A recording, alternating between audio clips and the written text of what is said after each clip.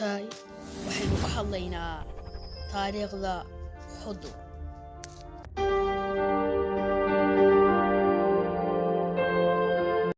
Bismillahir Rahmanir Rahim. Barnaamijkeenu maanta wuxuu ku bilaabanayaa degmada Xudur ee xarunta gobolka Boqol. Maxay caan ku tahay? Waxay caan ku tahay geedo waaweyn, gaar ahaan geedka loo yaqaano mareerta oo ay gumeysihii Talyaanigu ku talaaleen wadooyinka magaalada, sida wadada dhexmarta faras magaalaha ee tagta saldhigga booliska ee magaalada. Geedahan ayaa si aad uga qayb qaatay bilicda iyo soo bidhaaminta magaalada Xudur.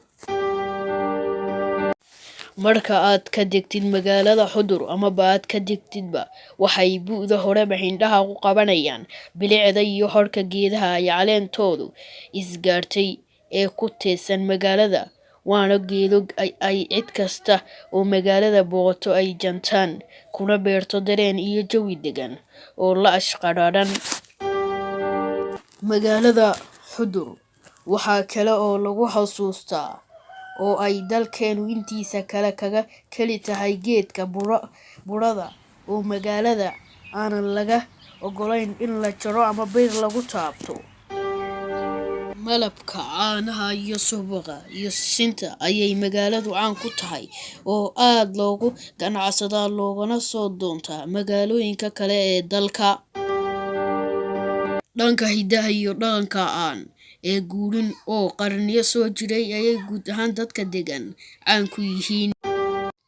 Ciyaaraha saarka, shabeelka, waaleyda, xayaadka, shiishbaradka oo deegaanka loogu yaqaano kobdhow, legdan, bootin iyo kuwa kale oo ay soo bandhigaan xilliyada oo ay u fantasiyada jiro ayay reer Xudur ku kala yihiin.